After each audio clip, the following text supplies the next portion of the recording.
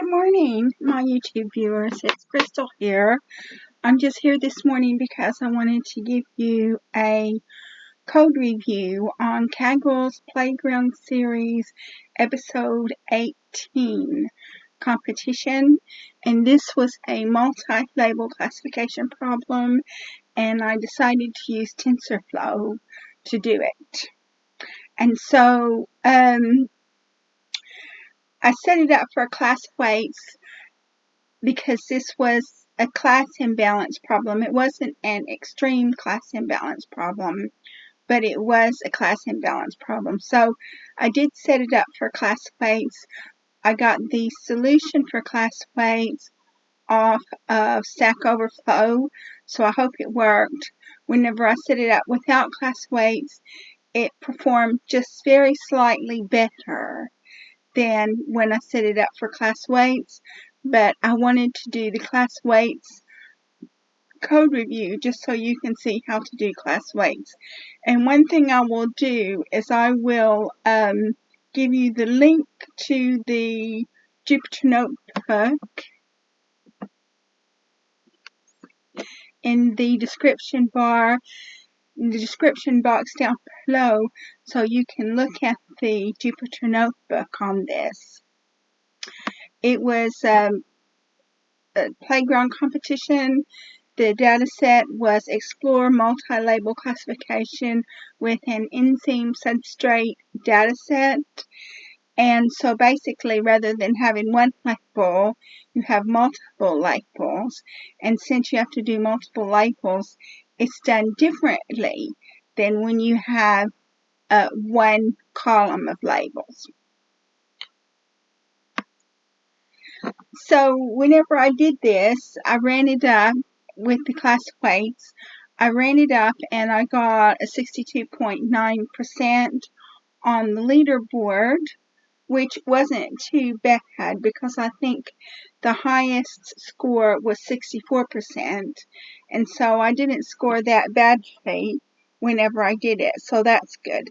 And I will say I did score slightly better without the class weights, but I decided to go ahead and use class weights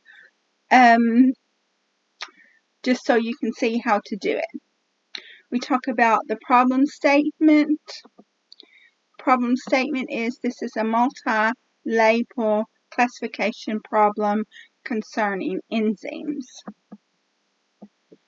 And then what we're going to do is we're going to import the libraries after we've created the Jupyter notebook. And the Jupyter notebook was created in Kaggle. It's on my Kaggle account. So we're going to import NumPy as NP, which creates NumPy arrays and performs numerical computations. We're going to import Pandas as PD, which creates data frames and processes data. We're going to import OS, which goes into the operating system and retrieves the files that we're going to need. We had 3 files. They were train test submission. We're going to import sklearn, which provides machine learning functionality. We're going to import TensorFlow, which creates the neural network. We're going to import SciPy, which performs statistical testing. We're going to import matplotlib.pyplot_splt, which visualizes the data. And we're going to import Seaborn SSNS, which statistically visualizes the data. So after we have imported our libraries, what we're going to do is we're going to use OS to go into the operating system and retrieve the files that have been inserted in there. The files that have been inserted in there are 3 CSV files called train test and sample submission. And then what we're going to do after we get those 3 files, we're going to use Pandas to read the files and convert them to data frames. And we're going to convert them to data frames, calling them train, test, and submission. So you can see train, we've got 14,838 rows by 38 columns. So The last 6 columns are your label, EC1 to EC6, but they only want you to predict on EC1 and EC2. You don't have to predict on EC3, EC4, EC5, and EC6. And I'll show you how to get around that. We look at the info. It's all integer and floats, which is good because we don't have anything that we have to encode. So that's a plus. We check for any null values. We don't have any null values. So that's good. So we don't have anything to impute. We don't have to deal with any null values. And then we check the test column. So the test column has 32 columns, which means it doesn't have the labels on it. We check for any null values, and we don't have any null values, so we don't have anything to impute. So that's good. We call up the submission file, and you can see we've got the ID, the EC1, and the EC2. And so we're not going to be predicting on EC3, 4, 5, and 6. So I will show you how to get around that. Now we're going to define our target. Our target equals train.iblock, and it's going to be all of the rows to the -6 to the -4 column. So you can see there's your target. It's EC1 and EC2. Now we're going to drop the target from the train. Train equals train.iblock. It's all of the rows, column number 0 all the way up to -6. So you've got your train. Now what we're going to use is we're going to use SciPy to do a Kolmogorov-Smirnov test to see if any of the columns are not from the same distribution. So if any of the columns are not from the same distribution, then they're going to be dropped. And the ID column is not from the same distribution, so it got dropped, but I would have removed the ID column anyway, and the reason why is because you don't need the ID column because in Pandas all of the rows are automatically indexed anyway. So now what we're going to do is we're going to analyze our target, and this is a multi-label target, so we use Seaborn to create a histogram. So you can see we've got a multi-label target, and with EC1 and EC2.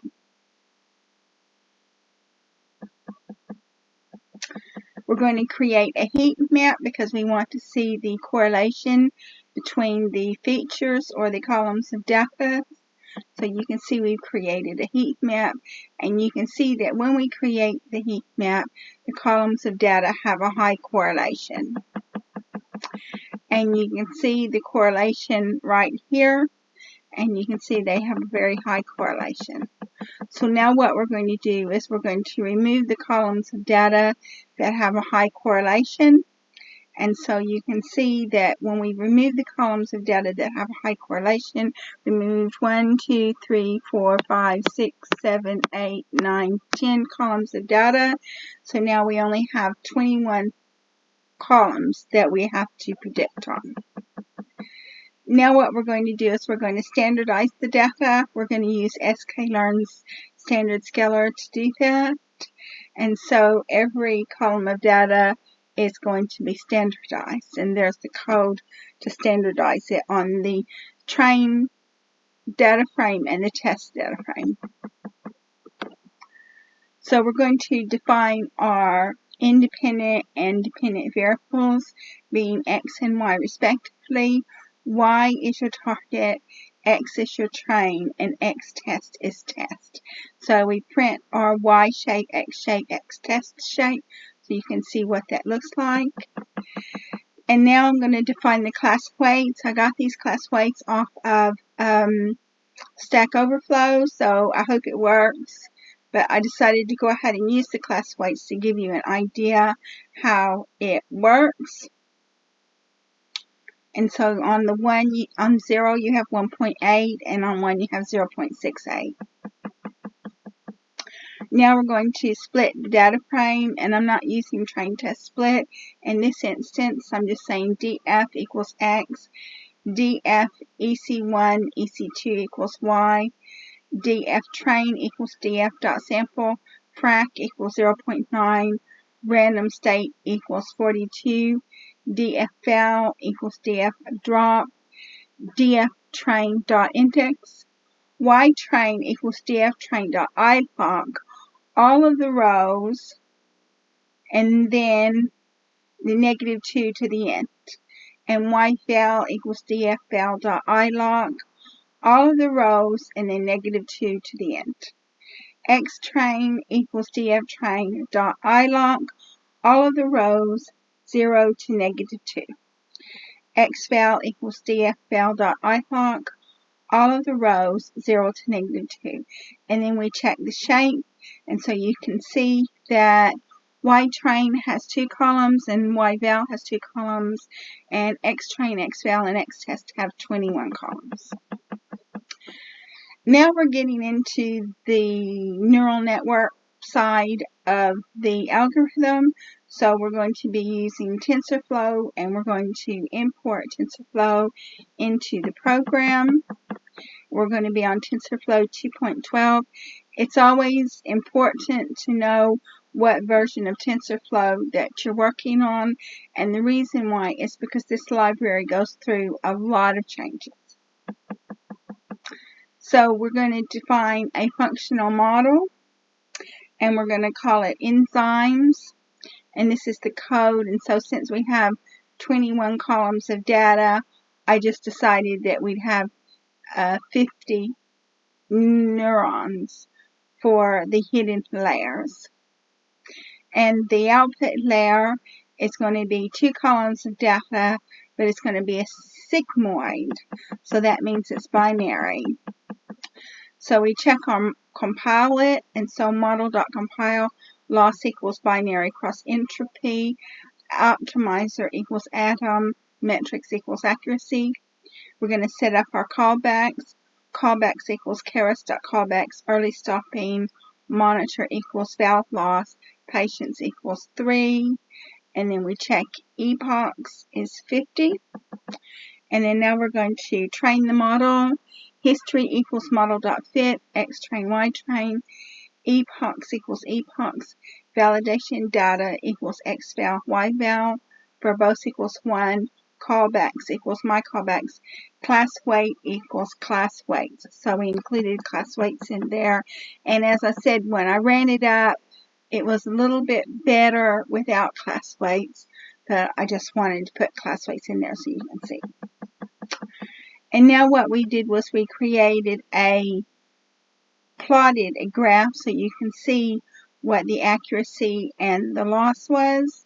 So the accuracy is orange and red, and the loss was blue and green. So you can see that. And now we're going to evaluate the model. So when we evaluate the model, we have a loss of 0.59 and an accuracy of 72%. And now we're going to predict on the validation set. And so ypred equals model.predict xval, ypred, because in this particular competition question, what we're going to be working on is probabilities. So because we're working on probabilities, that's what Kaggle wants to see. And so with Tensorflow, whenever you predict on something, you automatically get the probabilities when you predict on it. And then if you want it to be an actual prediction, then you have to use argmax to get the best value. But since we're just working with probabilities, we don't need to do that. So we're not going to be working on argmax this time. And then so this is your ypred. So you can see the ypred is row number 0 is EC1, and row number in row number 1 is EC2. So you can see the prediction for EC1 and EC2. Now we're going to predict on the test set. Prediction equals model.predict x test. Then you print prediction.shape.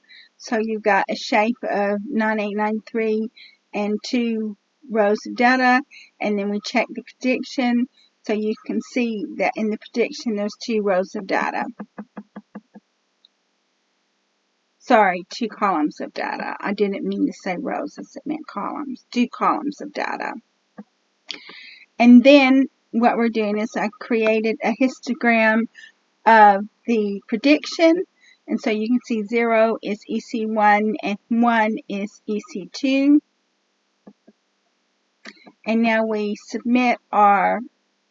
prepare our submission. So submission EC1 equals prediction, all of the rows, column 0, submission.ec2 equals prediction, all of the rows, the first column. We take submission and we convert it to a CSV file, and then we want to use pandas to read it, and here is your submission. And this is what we're going to submit to Kaggle. And then when we finish that, we save it, and when we save it, you can go to output, and then you can submit your work, which I've already done that, so I'm not going to do it again. And I had 62%, which isn't too bad. If you come over here to the leaderboard, we're just bringing it up.